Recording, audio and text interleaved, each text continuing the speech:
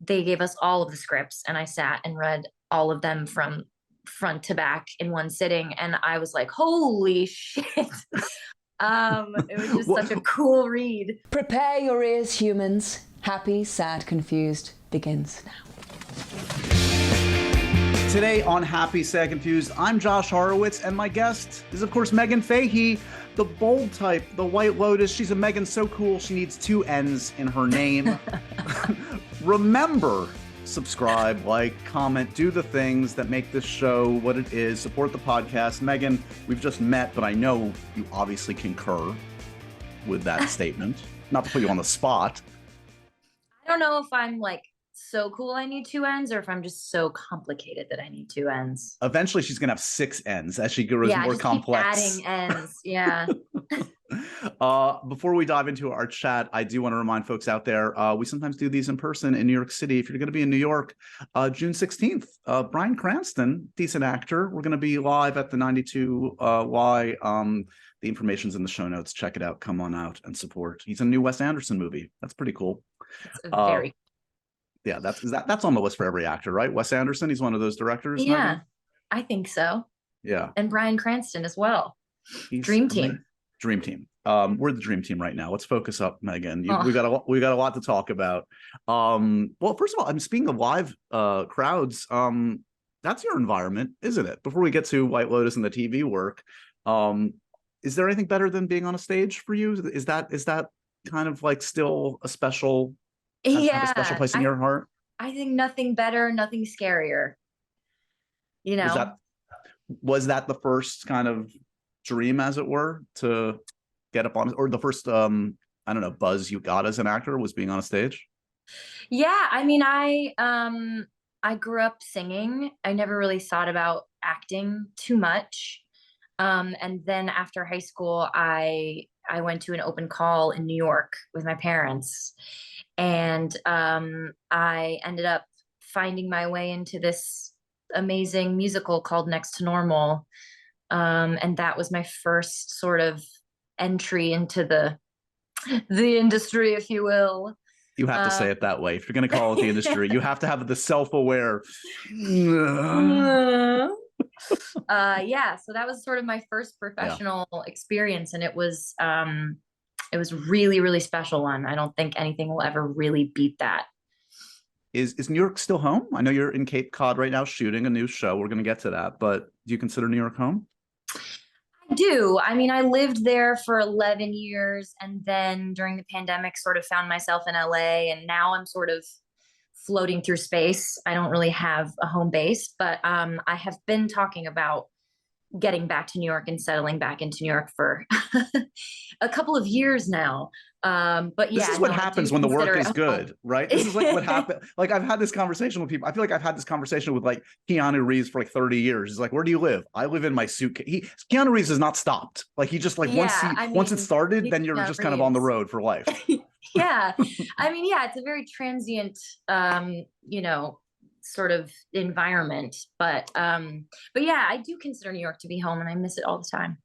I'm an East Coaster. I grew up in Massachusetts, so nice. That whole area just feels like where I belong. Yeah, it's okay. Look, I have nothing against LA. Spend a lot of time in LA. Love LA. Can't drive, so that's a little bit of an impediment for this native New Yorker. Yeah, that would definitely be an issue, I think. Yeah. But as long as you bring your East Coast vibes, your cool East Coast vibes to LA, I think it's necessary. Right? Yeah. So you've been on a couple very notable shows. Which one makes the better, if we wanted to musicalize one of them? Bold Type, White Lotus. Which do you want to see the Broadway reinterpretation of? I think the Bold Type is rich with musical theater inspiration. We actually used to talk about doing a musical episode. We never got around to it, but I also think, I don't know. I mean, I would watch White Lotus on stage. I would watch White Lotus on ice. Ice stuff. That's the natural progression. Anywhere. Yeah. Yeah. Is the White Lotus theme also permanently lodged in your brain? I feel like it is now, like, and I love it, and I also find it endlessly creepy. Like, I feel like it's definitely an earworm. Yeah, it's definitely also like sonically a little bit unsettling on purpose. Yeah. So yeah, it's definitely stuck in there deeply. I was somewhere the other day, like at a restaurant or something, and I swear it's like, do you ever have that thing where you like it's like a phantom phone buzz, like you think you hear your phone vibrate, but it's not. I was like, is that the theme song? Just I- hearing it. It Well, wasn't. now and now Spoiler alert, it I was wasn't. just going meh. I just lost it, which means I have to add another N to the end of my name. Yep. By the end of this podcast, 12 ends. It's just gonna Um, be Meghann. but now this is going to follow you until the next iconic role. Every time you walk out on a talk show, an award stage, that creepy White Lotus theme is your entrance music. You know what? I'm not mad about it.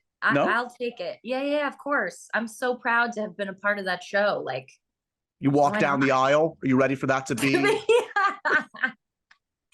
Oh my God. Can you imagine? I that? bet somebody somewhere Oh has yeah. done that. And it's a really bad idea, to be honest. Yeah, That is not definitely. setting the right tone for a life No. of wedded bliss, is it? I wish them the best, whoever they are, wherever they are. All right, so let us talk about the last year for you, because I want to get to the bold type, but I want to talk about like coming off of that, where you were at. Okay, so you're a very successful show, I'm sure, a very rich, rewarding experience. Then on to the next thing, right? Where were you at post bold type, pre White Lotus? What was your level of career satisfaction if I was talking to you then? I felt pretty fulfilled by that experience, and I feel really lucky that I had it because it was the first series regular job I ever had, and we shot the pilot when I was 26, and we did 5 seasons, and I feel like I learned how to be on set and how to collaborate and how to problem solve and like all of these really, really important things in such a safe environment. Like it was just such a cozy space to be sort of learning all of those things in. So by the end of it, felt a bunch of things. I felt Yeah, like I was ready to move on, but I was still sad that it was over because it was such a big experience to sort of close the door on. And yeah, I mean, I think at that point, I actually even said it. Somebody on my team was like, what's your dream sort of next step? And I yeah. said, I want to be on a limited series on HBO. I just never thought that it would be something that happened. So it's pretty crazy still to me, honestly. And for those that don't know, this came around a couple times. So this comes around for the first season. Mike Mhm. White's casting it. And we can say now it's public knowledge and it's all good. It worked out for everybody. Yeah. You were up for Alex Daddario's role, I believe, right? Mhm. She killed it. She's amazing too. She murdered it. She's so incredible. So for an actor, I'm always curious about this for an actor. Like you're supportive of colleagues, etc. But like, is it tough to watch that show after the fact and know and see not only like you were probably excited, oh, Mike White, HBO location, it's gonna be amazing. And then you see the response to it and be like, oh shit, it's a phenomenon. And I was so close. Like that must be a complicated set of emotions. Well, I think like you always sort of deal with some level of disappointment no matter what. Like for me, it was like cool that I got as far as I did. Sure. Like I wasn't even expecting that. So that was really cool. But I think like, yeah, I had been doing it for, I don't know, over a decade. And there's just always a job that's going to break your heart. But that being said, like when I watched the show, I almost immediately was like, oh yeah, I can't imagine anybody else doing this but the people that are doing it. Right. I really did feel that way. So, and that I think is a special experience in and of itself, just to be like able to watch the thing and like really take it in as it was meant to be. And I really just felt like everybody smashed it. And that's like a special, huge power to like, I mean, that's a huge psychological boost. If you can master that, because this is the constant discussion on this podcast with every actor at every level, which is rejection, and coming so close, and the ones that get away, and like to have the wherewithal and the philosophy of like, now Mike White knows me and he respects me and I respect him and we have that connection, and you know what, if it's not going to be this one, it could come back around, and sure enough, it did. And to really internalize that. Yeah, I definitely wasn't thinking it was going to come back around. No, because I I didn't even know that that it would, go on to do a second Sure. series. So I wasn't really thinking about it in terms of that. But yeah, I don't know. I think it's just it's really useful to be able to think about it in those terms, because if you can't manage to do that at least sometimes, then you're just sad a lot. You're And gonna I just wallow feel in it. like, Yeah. Yeah. yeah, I don't know if what good that really does. So how does it come back around? Is it specifically that role? Is it Daphne? Like, do you get a script aside? Does Mike contact you? Like, what was the mechanism different the second go around, or what? It was pretty similar. I mean, I made a self tape, and then ultimately ended up having a Zoom with Mike and the casting director and Dave Bernard, one of the other producers who produced the Bold Type. So I knew him pretty well. And I think they probably wanted a lot of fancier people to do it. And they got stuck with me. But who cares? I think that even that being potentially true is like sort of exciting to even be sort of in a conversation with people that I've looked up to who have way better careers than I've had at this point. So I just thought the whole thing was really cool, and Mike made it really simple. He's just really easy going with that kind of stuff. He just doesn't make it harder than it has to be, and that is very unique. How was she described to you in the first place? How was Daphne described, and did you have an immediate beat on how are you going to approach her? Well, it was a little bit tricky because when I auditioned, I didn't have any of the scripts. I only had two scenes, and I didn't really have context per se for like what was had happened and what was going to happen. Right. Of course, after I got the role, they gave us all of the scripts, and I sat and read all of them from front to back in one sitting, and I was like, holy shit. It was just what, such a cool read. what were the holy shit moments? Were they the same as the ones we all experienced watching? Yeah, Like, totally. I mean, there's the obvious, Coolidge being the one who gets taken out, like just the last thing you think is gonna happen. And I just remember even thinking like the fight between Ethan and Cameron was sort of unexpected and like very exciting. I remember my first sort of thought was like, wow, this is a lot more sort of action forward, I think, than season one, in a way that was, I thought, pretty exciting. and what were you personally excited about digging into? What was like what were the days you circled, the scenes you circled, like, okay, this is what is going to be fun. This is what's going to make it worth my Well, for while. starters, finding the dead body was like very cool. I was like, no way. And shooting that was also very cool. And then, probably some of the same stuff that people also took note of, which was like these great scenes that Mike had written between Aubrey and I. Yeah. Of course, the scene with Will that we have at the end. Those felt like really, really exciting things. Even the first time I read it, I was like, wow, that's really a cool moment. So then you get to experience. So the experience sounds very unique. Of course, you're in Sicily. It's in the middle of the pandemic. You're in this kind of weird bubble, this alien world. But if you're going to be in an alien world, you might as well be there. It's amazing. Yes.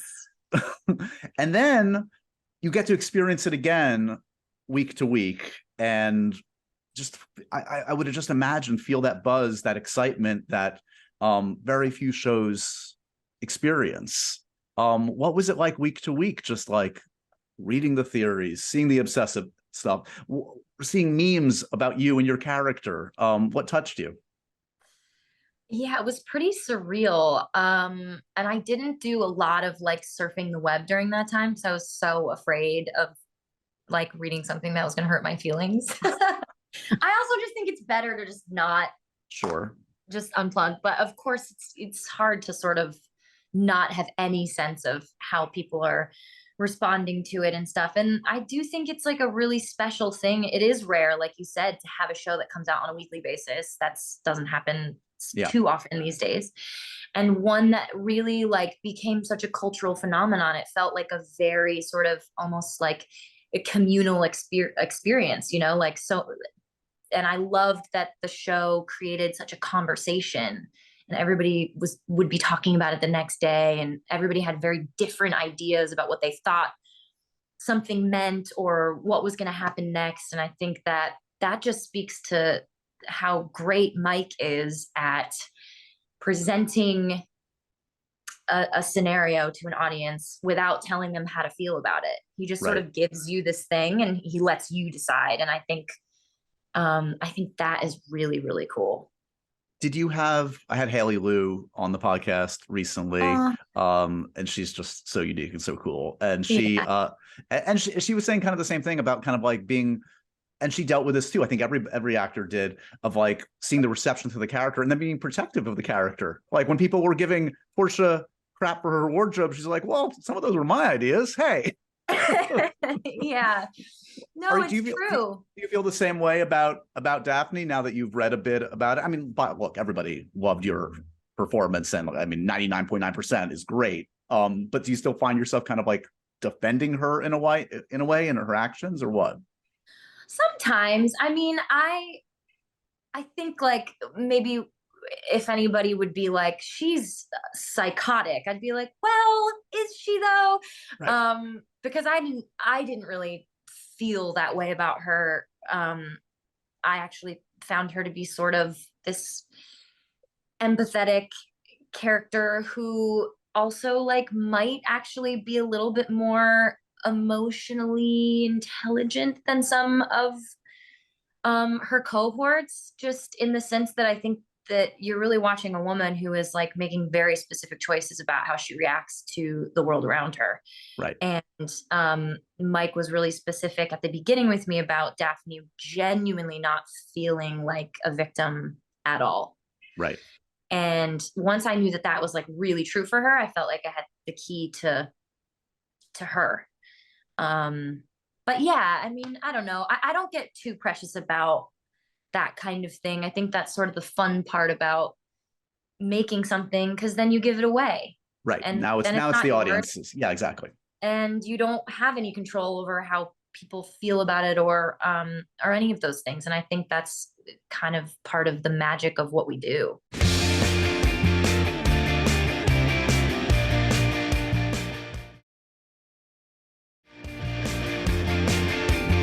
It is striking. I think you alluded to this. I mean, Mike is such a clever writer and writing and presenting very complex characters that often aren't what we presuppose them to be, right? Like this happens, like I think almost to a man for every character on White Lotus through these 2 seasons. Like, oh, I got this pegged. I know who he or she is. And then we start to dig little by little, and they're all complex, real, like feel like people people that we experience. And that does that come through in the writing of the reading of a Mike White script? I think absolutely, yeah. I mean, I think it's a perfect marriage of stellar writing and then also incredible actors. I mean, there really wasn't a weak link in this season. Everybody understood the assignment, I think, and perfectly sort of executed what he had kind of set up for everybody. And I think that as an audience member, that's like a really satisfying experience. Right. I will say, I feel like the last few months in talking to other actors on this podcast, I ask people, what are you watching? What are you obsessed with? I'm not just saying this because you're here. White Lotus is the winner. Like every actor, and I think partially it's loving the show, and part of it is also, and you know this better than anybody, you kind of hit the jackpot. This is like the best job in town. You're working with an amazing ensemble of actors. You're on location. You're on a show that like has this kind of built-in, obsessive, excited audience. Were you very present? Like, did you take note at the time? Again, you've been doing this for a bit, but like, I'm going to enjoy this experience. I'm going to do the work. I'm also going to be present and let the magic of what this experience is going to be in. Absolutely. Absolutely. I mean, I haven't been doing it for 100 years, but I've been doing it for long enough to recognize how rare a moment like this is. And so I really felt grateful for that perspective going into it, because I do think that on some level, I really was able to be like, okay, I wake up every morning and I look out my window and I see the sea. And then I go downstairs and I say really, really amazing words. And I look into the eyes of like incredible people. I definitely was able to take that in. Yeah. Have you experienced, look, you've been out and about, you get to do silly, fun things like the Vanity Fair or Oscar party and run into people, I would imagine, that now, whether they knew you before from Bold Type, but now they see you in this context. And I'm sure like you're meeting new fans and colleagues and people you respect that have seen more of your work. Has there been a moment or two that's jumped out like, oh my God, you know what I did and you are saying nice things to my face? What is happening? Oh my God, absolutely. 100%. I mean, I've been in a lot of rooms for the very first time this last year. And yeah, it was definitely really nice to be like, oh, if I go up and say something to this person, whether or not they've seen the show, like they probably will at least know that I'm not like some creepy person who's like following them around this party. But yeah, that has been a very unique, very cool experience to meet people that I really look up to and to have them say like, oh my God, I loved the second season of the show. It was so great. Like I watched it with my partner or whatever. That's been so cool. You're allowed to say somebody. You can drop a name. It's okay. You're in a safe space. Who blew your mind? Be honest. Who you're like, what was a moment? Honestly, Taylor Swift. That's a moment. It was the moment. Was that at that Vanity Fair? No, it wasn't. I actually didn't go to the Vanity Fair party this year. Oh, you didn't? Okay. Okay. I was on vacation. Good for you. Okay, so wait. Mental health break. Good for you. You don't need to reveal all the secrets, but give me a little context of what the Taylor Swift interaction is. What happens? Well, I almost puked because I saw her and I've been in love with her since I was, 16 or whatever. And she looked at me and she was like, oh my God, I'm such a fan. And I just died. It was very surreal. It was very, very surreal. Are you cool in those circumstances? Can even if on the inside you're dying, can you pull it together? Honestly, I'm not, there are very few people I think that I would be that rattled by being in the same room as, so usually I'm pretty cool, but on that night I was less cool. Right. Did you then say, we should trade digits? We should hang out, Taylor Swift? No, because I just couldn't. I mean, I was just trying to be some semblance of a human. Yeah, you were just trying to get out of that room. Get out of that room alive. It was survival. Now you have a building block for the future. Now you have a basis, and now you have history. So you're good. Yeah, totally. We're old pals. All right, so let's circle back around. We talked a little bit about getting into this business, and it seems like moving to New York was the big moment, and Next to Normal was, of course, the huge moment. When you think back to those early days, I mean, are you working a bunch of jobs? Are you looking for commercials, TV, film? Was it just like, give me anything at that time, or what? Oh God. Well, I did do like 2 commercial auditions, but I was so bad at them that they never asked me back. So that was not really a part of my thing. But yeah, I had multiple jobs. I mean, I nannied a bunch. I loved that. I worked at the Gray Dog. I don't know if you are familiar. Quality work, yeah. I also loved. I feel like being in your 20s in New York and just kind of like having all of those life experiences and then trying to, do something with yourself at the same time is like I look back on that and I just feel like that was the coolest way to spend my 20s. Yeah. That I can think.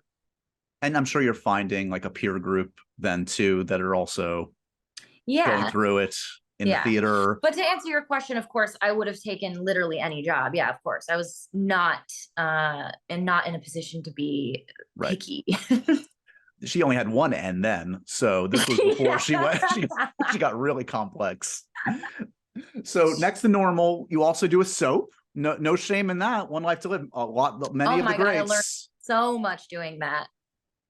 Tell me about Hannah O'Connor. Did she have an evil twin? Were there fake deaths? Like what I need to know? Hannah O'Connor really was a psycho. She didn't have an evil twin, unfortunately, Oh, but she did like, there was an episode where I like kidnapped a baby while I was dressed as a cowgirl and then sure. tried to bury someone alive. Hmm. So yeah, lots of fun stuff.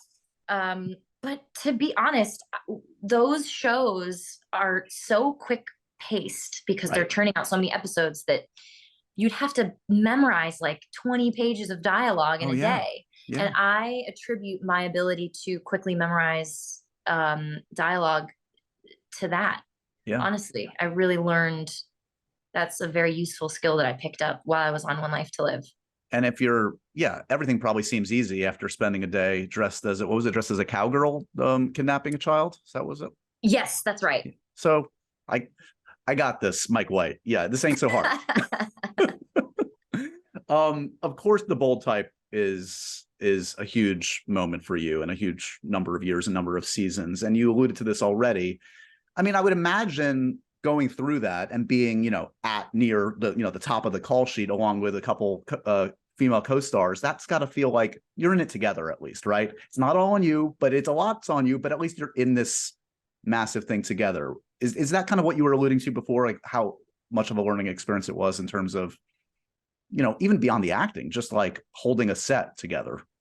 Totally, totally. All of those things, learning how to, sort of move through a day and conserve energy and be kind and think about, you know, everyone else's experience that's coming maybe only for a day or an episode or whatever it may be. I mean, I so vividly remember those days where you walk onto like someone else's set and it's really hard to feel comfortable because you're like, I'm not staying.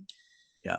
And I'm in and out, and you don't really have time to acclimate. You just kind of have to like, it's like, it can be really overwhelming. And so, but even beyond that, I think just it was a really collaborative set. Like they gave us a lot of freedom in terms of like, they really trusted us to tell the truest truth that we could for these 20 something girls, because we were that. So I think from a creative standpoint, I really sort of fell in love with like figuring out a scene or like figuring out how Right. to fix something that didn't feel right, in sort of like almost a producerial way. Yeah. But being able to do that with Aisha D and Katie Stevens, who were my sisters on that show, was a really, really unique experience, and one that I will always hold close to my heart. And I would imagine that's, I talk to a lot of actors, people come and go in your lives based on different experiences. I would imagine those two young women, that WhatsApp group or that text chain is probably never going away based on what you went through together. We're probably closer now than we were before, because when we hang out now, we get to like choose it. And so there's something to that, Right. But we remained close the whole time. And I'm seeing Katie next week, and I was just chatting with Aisha before. She just released her EP today. Nice. Check it out on Spotify. Yeah, we're very close.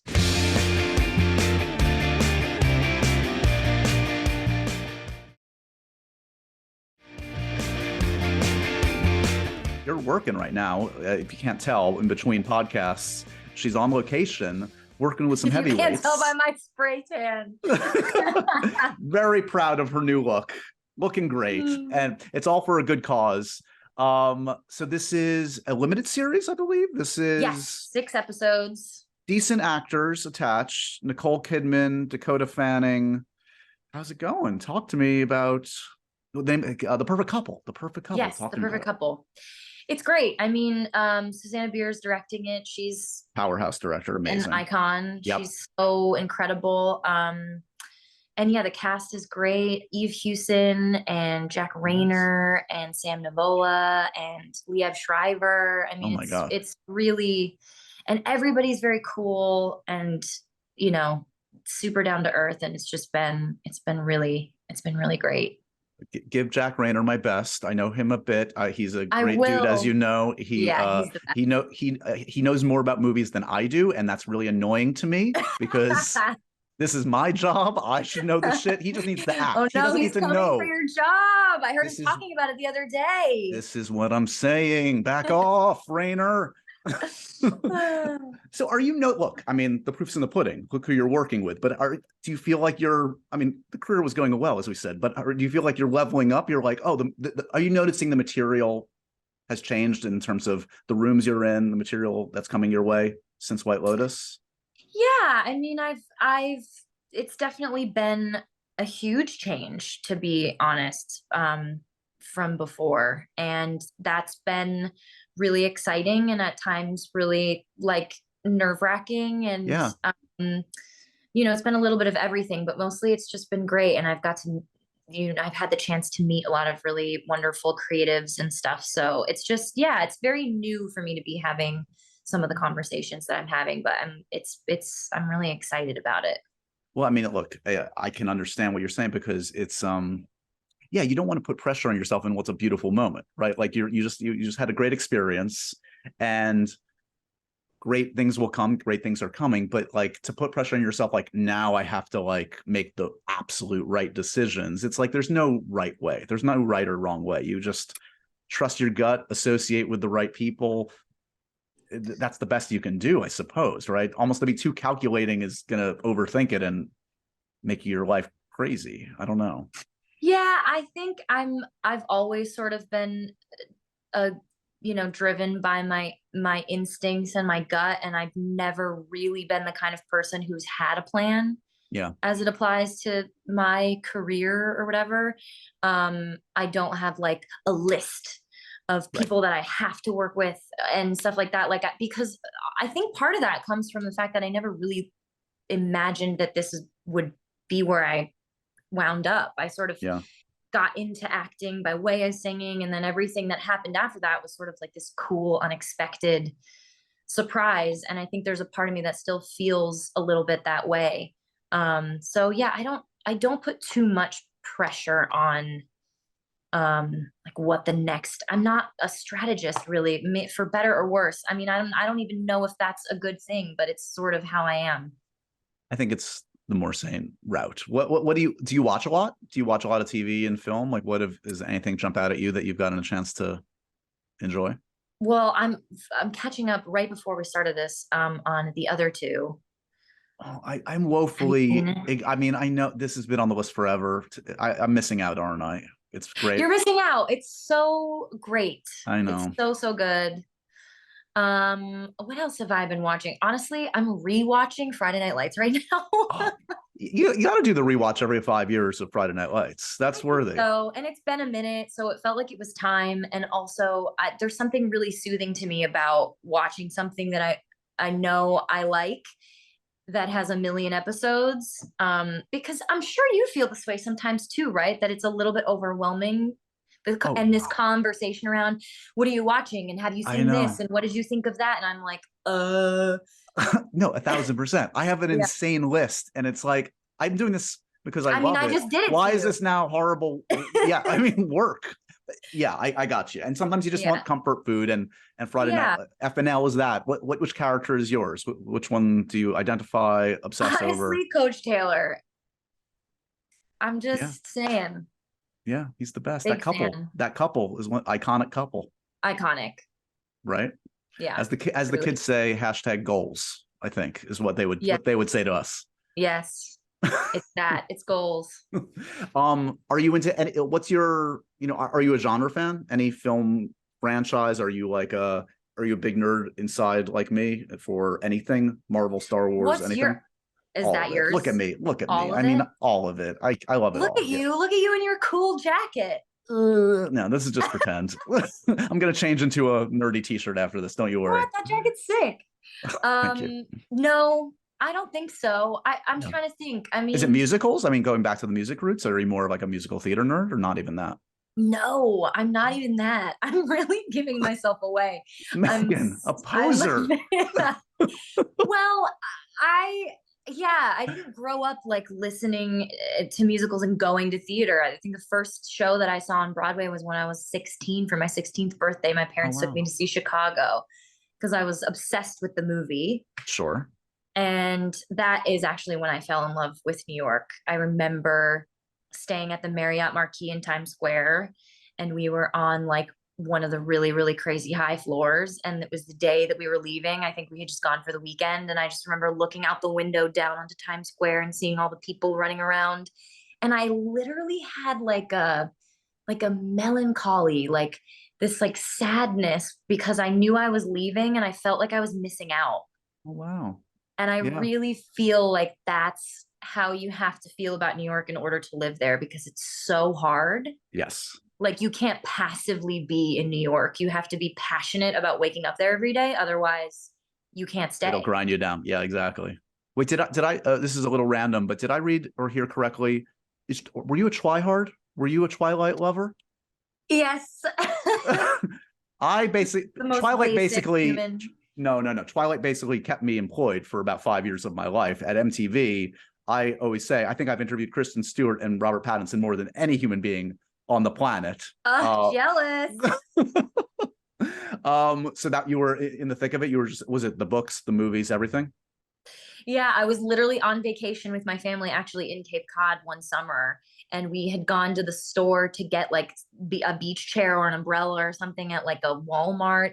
And I was like, oh, I'm gonna grab a book to read on the beach, and it ended up being Twilight. I hadn't heard anything about it. The movie hadn't come out or anything yet. I just was like, cool, that sounds vampire-y. And then yeah, I was off to the races. I finished that book, I think, the same day, like something Amazing. insane. And that was the last book I read. No, I'm kidding. But sort of. Once I'm the having spray, a really hard time reading novels right now. I get it. We were just talking. It takes a lot, especially with all that TV waiting for us on our Yeah. once the spray tan comes off, you can play a vampire. The spray tan's not going to help. I know, man. Superheroes, every young actor, every actor period has to play a superhero. It is law now, Meghann. Have you done the superhero audition? How many times? Honestly, I don't think so. Okay. I don't think I have. That's okay. Which superhero should I be, Josh? Iron Man. I don't know. We've run out. Aww. We've done them all. You can be Iron Man. Thanks. Robert Downey ain't got nothing on you. That's so sweet. I don't know. Hey, you could do a Sue Storm. This is the new hot one. This is the Fantastic Four. That is the one that people have been saying that I should do. So put it out there. It's not too late. Nothing's official yet. There are rumors, but late to the party. She's coming in late, coming in hot. Meghann Fahy and late with 3 ends. 3 ends. Jodie Comer. She's coming for your role. Back off, Meghann Fahy. All right, let's end with our profoundly random questions for the one and only Meghann Fahy. Tell me, what's the wallpaper on your phone? Oh, it's a picture of me and my boyfriend. Lovely. What if you could host a podcast? What are you an expert in? What would the podcast be about? Oh, wow. Honestly, I would have said OC reruns, but they already have that. So they're doing a rewatch, aren't they? One of the actors. Yeah. Mm-hmm. Right. Yeah. That's another one. Twilight and OC. You are a woman of distinguished taste. I love it. I know. No, I'm not even joking. I'm with you. It's okay. What's the worst note a director has ever given you? Do it again and do it better. Because I wasn't trying the first time. Right? Yeah. Actually, that was a casting director, and it was for a slate that I was making. So I guess that's sort of not the answer to your question, but it's still a good story. Yeah, it sticks with you, doesn't it? Is there, look, you're a woman, well-connected woman in the world. Is there a celebrity, be honest, that when it comes up on your phone that texts you, you're like, I can't believe I know this person. I can't believe they're popping up on my phone. I don't know. I mean, we haven't texted. I feel like you would be the coolest celebrity that would pop up. Yeah. Okay. You gave me Iron Man. I had to give you that. Oh, gee. Thank you. You earned it. Yes, we did it. We made the connection. All right. Let's end with this. Happy, sad, confused. Actor that always makes you happy. Robin Williams. Someone else said that recently, and that is a good answer. What's your favorite Robin Williams? What jumps out? I mean, kind of feel like it has to be Mrs. Doubtfire for me. I know that's maybe like a less niche. No. If you're the but, right age, if it hits you at the right age, that's the one. Yeah. I mean, he just did everything in that movie. Yeah. You It know, was a drive-by fruiting. It was Yeah. a drive-by fruiting, wasn't it? Yeah. Movie that makes you sad, Meghann. A movie that makes me sad. The Stepmom. Oh, ooh. Yeah. Not a good ending. No. No. Spoiler.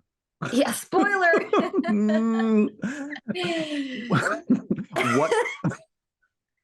What food makes you confused? Mushrooms. I hate mushrooms. I Meghann. hate them. I hate so few things, and I hate mushrooms. Yeah. I don't get it. Yeah. You can do anything you want. You can even you deep fry it. I'm still not touching it. Oh my God, I don't want it. Mm-mm. You can chop it into dust, and I don't want it. No, it's the texture. It's the like chaga though, which is maybe a little confusing. Wait, I don't know what is. I'm not worldly. What is it? Chaga. It's like it's a mushroom, I think, extract that you can put into like a coffee, and it's supposed to be like good for your brain function and clearly we need it. I need natural it. energy, mood stabilizer, which everybody knows I need because of all the N's on the end of my name. But it's actually every 3 years they find another thing to put in coffee. They're like, we're putting butter in coffee. What? So now it's mushrooms. Yeah. Who knows what's coming next? I never did the butter thing. I skipped by that too. Yeah. I couldn't get behind it. That's your podcast. You're going to do a podcast about weird things we put in coffee, and it's niche. Admittedly, it's a niche podcast, but it's yours. I like it. I like that it's niche. We've made progress today in our first session together, Meghann, with 2 N's. Thank you for the time. Thank you. It was so fun. So fun. My new texting buddy. You're going to be so excited when you see me pop up. Oh my God. Oh my God. I might scream and throw my phone out the window or something dramatic. Yeah, no, you have problems. We'll Congratulations, truly. I know. Congratulations, truly, on the White Lotus, and I can't wait to meet you in person one of these days. I'm sure it'll happen. Me too. All right, have a good one. Thanks for again. having me. And so ends another edition of Happy, Sad, Confused. Remember to review, rate, and subscribe to this show on iTunes or wherever you get your podcasts. I'm a big podcast person. I'm Daisy Ridley, and I definitely wasn't pressured to do this by Josh.